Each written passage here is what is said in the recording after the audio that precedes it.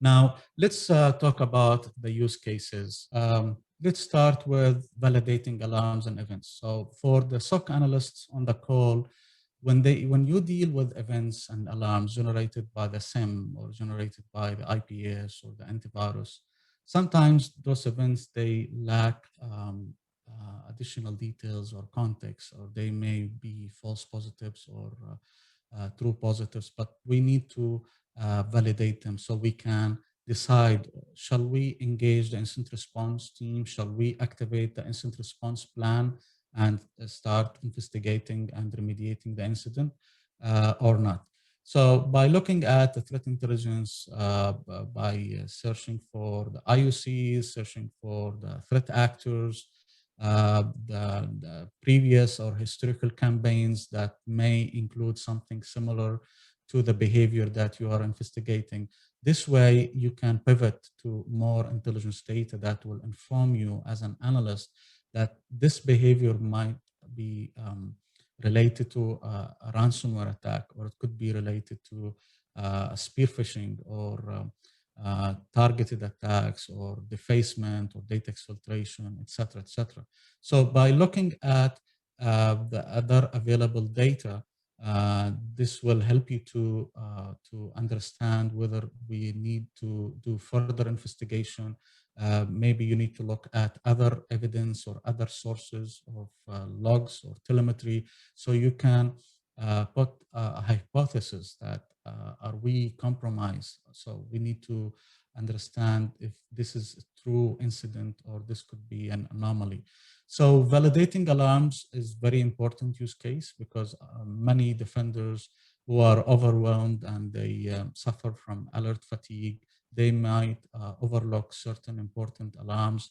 And because the source of the alarm is not providing additional context or details, so that's where you need to collect additional intelligence to put some context, and that will help you to prioritize the event or to close it.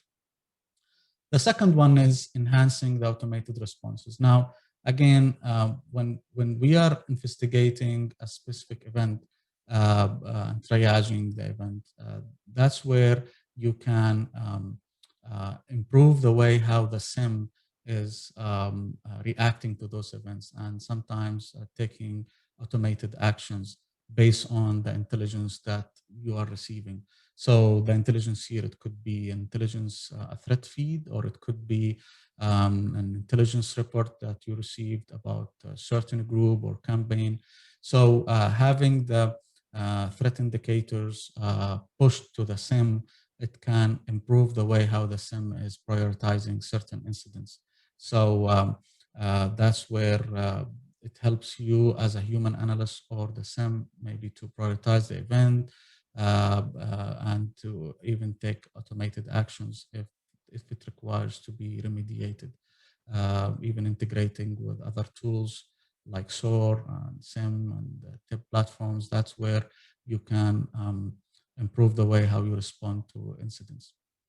Risk management, this is a very important thing because today when you do a risk management process and exercise, looking at the threat landscape, looking at the type of attacks, the threats that you are receiving, this way that might target certain assets or certain systems. This way, when you are doing your risk management exercise, business impact analysis, it can help you to gain better visibility in the type of threats that can target certain assets. And this way you build a much better and informed plan. So having intelligence reports and data about the type of attacks targeting your industry, your applications, your assets, this way you provide better risk scoring and rating to your assets. Prioritizing vulnerabilities remediation and patch management. This is a very important use case because today we deal with thousands of vulnerabilities that are discovered by vendors, by researchers, by adversaries, etc. And when you look at the amount of systems that you have and the amount of vulnerabilities that they are exposed to, uh, you end up having thousands of vulnerabilities in your environment. And without having a way to prioritize and to provide the immediate attention to high severity vulnerabilities, it will be a difficult task. And by looking at the threat intelligence data that are associated with the discovered vulnerabilities, this way you can prioritize. So you can prioritize based on the impact, based on the availability of exploitation tools, whether they are zero-day or well-known in the wild. If there are actors or threat groups who are using those CVEs or vulnerabilities to breach the environment. So this way you start to prioritize and to uh, uh, shift your resources and efforts toward fixing the most severe vulnerabilities. And there are multiple ways of doing this. The current vulnerability scanning tools, they started to have an intelligence-led vulnerability scanning by relying on different sources of intelligence on the internet, so they can provide you with some graphical metrics that will tell you, okay, this CVE or this vulnerability is a high priority because we have intelligence that there are threat actors who develop tools and they are sharing it in the dark web. So this way, this vulnerability receives a higher priority than another one which is not exploited yet.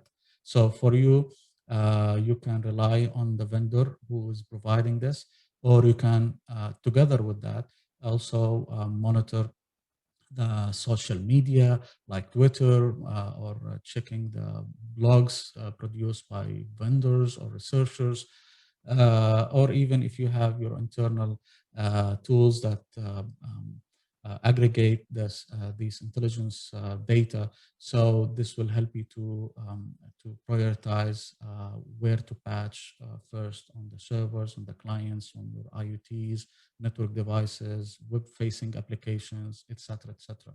So this is a very important point because many organizations who are not having, who don't have an intelligence-led security program, they will be delaying the patching or maybe overlooking certain vulnerability, and you might face an attack that is exploiting these vulnerabilities. So for you to be proactive, you need to rely on the threat intelligence so it can prioritize the vulnerabilities patching.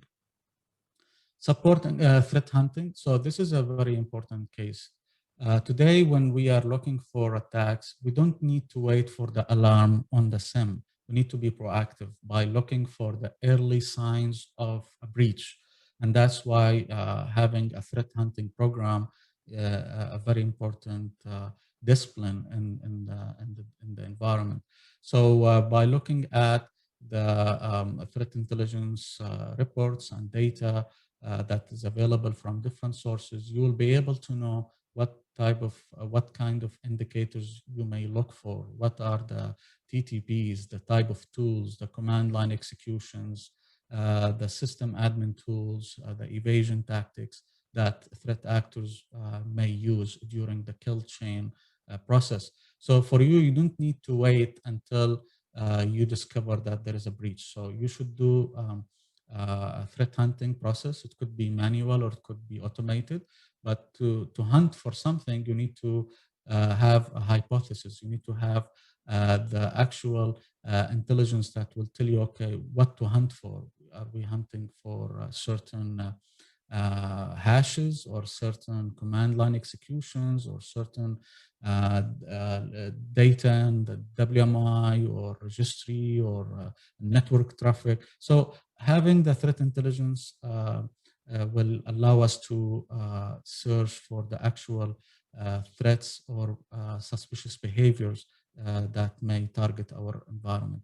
And if you are in the banking sector, if you are in the oil and gas, in the defense, in the public sector, the threat actors may have different ways of targeting, but at the end of the day, they do share some maybe infrastructure or some tools or some, let's say, behavior.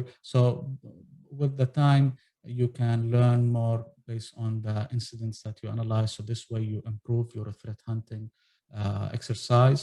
And with the new intelligence coming, you will start hunting for a new behavior in the environment. Containing and remediating attacks.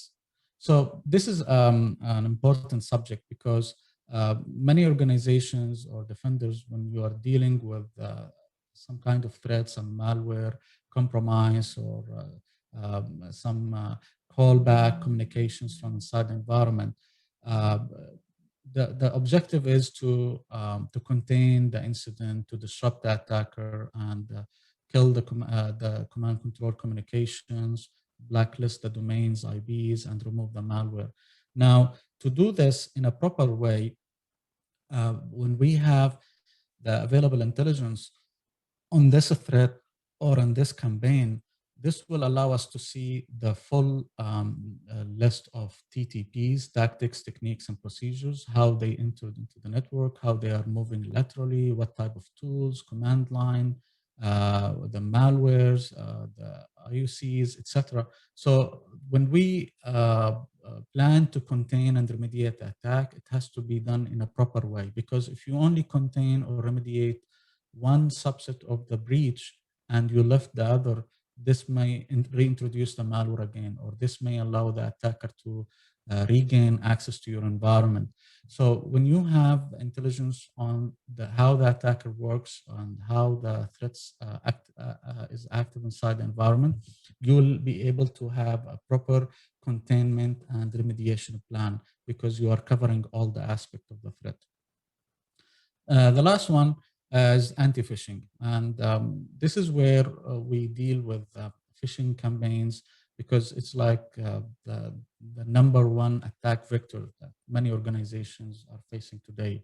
So in order to enhance the way you filter mails to protect your organization, enriching the mail gateways with threat indicators, with IUCs on the APTs, on the malware senders, the ransomware attacks, phishing hosts, the attackers' infrastructures that are used to push those phishing campaigns. So having those as tactical intelligence to know about these campaigns and how they operate, and also at the technical, where you receive indicators of compromise like hashes, IPs, URLs, email addresses, the senders, the domains, into your email gateways, that will help you to improve the email defenses.